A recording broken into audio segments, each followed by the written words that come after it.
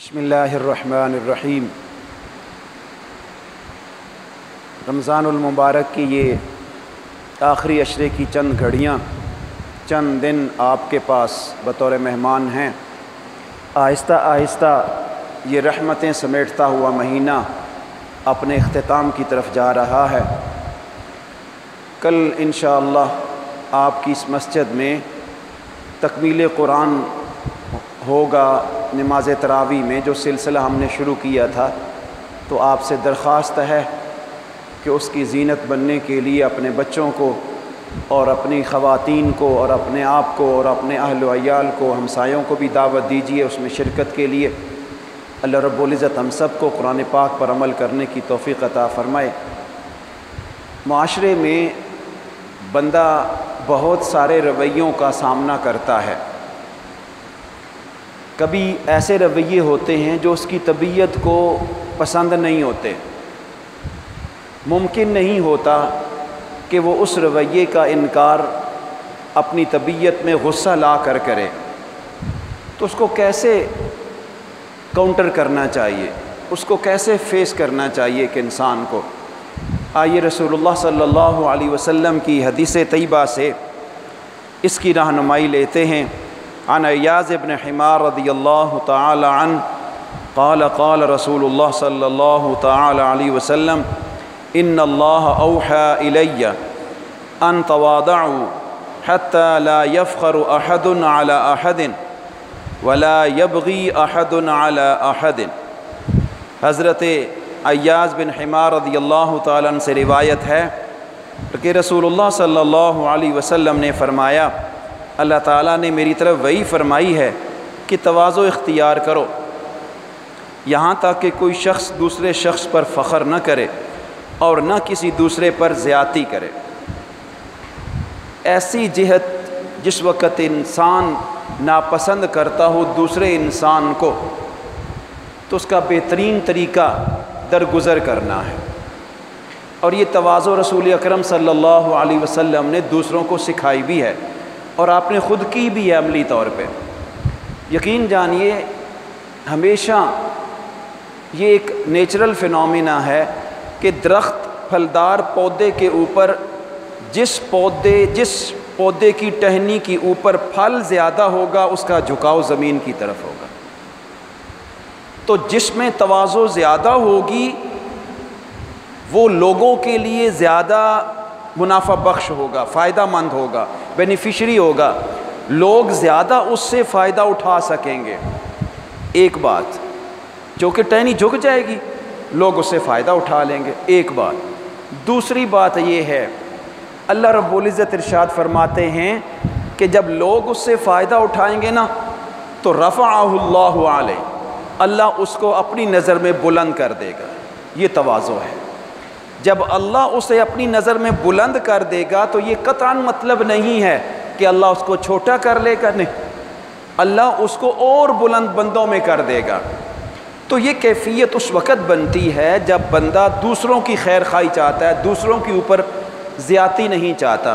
ایک تقریباً چلتے ہوئے، سفر کرتے ہوئے، راستے میں جاتے ہوئے، روڈ پہ جاتے ہوئے، یہ بہت ساروں کو یہ پرابلم فیس کرنا پڑتی ہوگی اور پرابلم پیش آتی ہوگی۔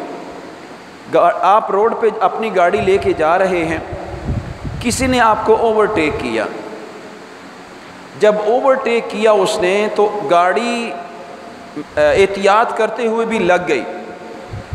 اب گاڑی کی جب نکر لگے گی تو کس کے اوپر معاملہ ڈالنا ہوگا؟ لازمی بات ہے جس نے اوورٹیک کیا، غلط اوورٹیک کیا ہے، معاملہ تو اس کے اوپر آئے گا۔ کیا وہ قبول کرے گا؟ آپ جانتے ہیں حالات کو، کس طرح کے حالات ہیں، اور کس طرح اقرار انکار کا وہ جب تکرار ہوتا ہے تو معاملہ کہاں پہ رکتا ہے۔ اچھا، اس وقت جو بندہ اپنے آپ کو بچانا چاہے گا وہ کیسے بچا سکتا ہے؟ جب تکرار ہوگا تو معاملہ یہی آئے گا، تیری غلطی یا میری غلطی ہے، تیری غلطی یا میری غلطی ہے، بعد میں کچھ بھی نہیں نکلے گا۔ بعد میں کیا ہوگا؟ چلیں تم اپنے راستے پہ، میں اپنے راستے پہ۔ نقصان کیا ہوا تکرار کا؟ ٹائم ضائع ہو گیا، انرجی ضائع ہوئی، ٹینشن ہو گئی۔ اس صورت میں کیا کیا جائے؟ اس صورت میں تواضع سے کام لیا جائے۔ ہاں اگر تو زیادہ نقصان ہوا ہے تو پھر تیسرے بندے کو درمیان میں آنا پڑے گا، ٹریفک والے کو درمیان میں آنا پڑے گا، اس نے انصاف کرنا ہے یا اس نے اپنے تئیں عدل کی کوئی کوشش کرنی ہے۔ یہ ایک رویے اسی طرح کے، یہ میں نے مثال دی ہے چھوٹی سی، اس طرح کے بہت سارے رویے آپ جہاں پہ کام کرتے ہیں وہاں پہ پیش آتے ہیں۔ آپ گھر میں رہ رہے ہیں، بہن بھائیوں کے ساتھ آپ کو فیس کرنا پڑتے ہیں۔ اس میں بہترین طریقہ یہ ہے کہ پلائٹ اپنی آواز کو رکھتے ہوئے، لہجے کے رکھتے ہوئے دوسرے کو سمجھا دیجئے، اور آپ کچھ نہیں کر سکتے، نہ زیادہ جھگڑا کر سکتے ہیں، نہ مار پیٹ کر سکتے ہیں، نہ کسی کے اوپر زیادہ، ہاں بہت زیادہ اگر آپ کے پاس اتنی طاقت ہے تو وہ پھر اگلا لمبا مسئلہ آ جائے گا تھانے والا، اور لمبا کچہری والا مسئلہ آ جائے گا اگر وہ جانتے ہیں آپ اس راستے پہ چلنے کے نقصانات کیا ہیں۔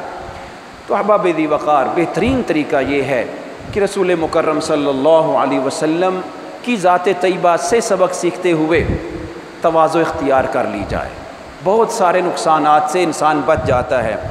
ایک اور حدیث طیبہ میں حضرت ابو ہریرہ رضی اللہ تعالیٰ عنہ ارشاد فرماتے ہیں ان رسول اللہ صلی اللہ علیہ وسلم ما نقصت صدقۃ من مال وما زاد اللہ عبدا بعفو الا عزا وما تواضع احد الا رفعہ اللہ۔ حضرت ابو ہریرہ ارشاد فرماتے ہیں رسول اللہ صلی اللہ علیہ وسلم نے ارشاد فرمایا صدقہ مال میں کمی نہیں کرتا، اور درگزر کرنے سے اللہ تعالیٰ عزت میں اضافہ فرماتا ہے، اور جو شخص اللہ کے لیے تواضع اختیار کرتا ہے اللہ تعالیٰ اسے رفعت عطا فرما دیتا ہے، اللہ تعالیٰ اسے اور مقام عطا کر دیتا ہے۔ حضرت انس رضی اللہ تعالیٰ عنہ کی روایت میں ہے انہو، اب اندازہ کیجئے جب بڑا چھوٹے کو سلام کرتا ہے تو تواضع ہوتی ہے، دونوں صورتوں میں انسان کی عزت بڑھتی ہے۔ جب بڑا چھوٹے کو سلام کرتا ہے تو بڑا تواضع اختیار کر رہا ہوتا ہے، جب چھوٹا بڑے کو سلام کرتا ہے تو چھوٹا اکرام کر رہا ہوتا ہے، تکریم کر رہا ہوتا ہے۔ تو دونوں صورتوں میں اللہ کے ہاں بندے کی قدر و منزلت بڑھتی ہے، اور دونوں صورتوں میں بندوں کو فائدہ ملتا ہے۔ حضرت انس بن مالک رضی اللہ تعالیٰ عنہ کی روایت ہے کہ ان کا بچوں پر گزر ہوا، یعنی حضرت انس رضی اللہ تعالیٰ عنہ گزرے تو بچے بیٹھے ہوئے تھے، گپ شپ لگا رہے تھے، انہوں نے سلام کیا، حضرت انس نے بچوں کو سلام کیا اور فرمایا نبی کریم صلی اللہ علیہ وسلم بھی اسی طرح کیا کرتے تھے۔ کیا مطلب کہ آپ صلی اللہ علیہ وسلم کی عادت مبارکہ تھی کہ آپ بھی اسی طرح چھوٹوں کو سلام کیا کرتے تھے، یہ آپ صلی اللہ علیہ وسلم کی تواضع تھی، وہ نبی وہ چھوٹے بچوں کو سلام کر رہا ہے۔ اور حضرت انس ارشاد فرماتے ہیں ان کانت الامۃ من اماء اہل المدینہ لتأخذ بید النبی فتستنطلق به حیث جاءت وشاءت او کما قال رسول صلی اللہ علیہ وسلم۔ بخاری شریف کی روایت ہے، مدینہ میں ایک لونڈی تھی، ایک غلامہ تھی، خادمہ تھی، لوگوں کے گھر میں کام کاج کرتی تھی، اور اس کی کیفیت یہ تھی کہ اس کو لوگ ویلیو نہیں دیتے تھے، اس کو لوگ مقام نہیں دیتے تھے، اس کی عزت نہیں کرتے تھے۔ غلام خادمہ کیا عزت ہوگی؟ اور وہ رسول کریم صلی اللہ علیہ وسلم کا ہاتھ پکڑتی، جہاں اس کا دل آتا وہ آپ کو اپنے کام کاج کے لیے وہ غلامہ اپنے کام کاج کے لیے رسول مکرم صلی اللہ علیہ وسلم کا ہاتھ پکڑ کر لے جاتی، اور آپ صلی اللہ علیہ وسلم اس کا ہاتھ اس کے پیچھے پیچھے اس کے ساتھ ساتھ چلتے جاتے۔ یہ تواضع ہے جو ہمارے نبی صلی اللہ علیہ وسلم نے دوسروں کو سکھائی ہے۔ دعا ہے اللہ کریم عمل کی توفیق عطا فرمائے۔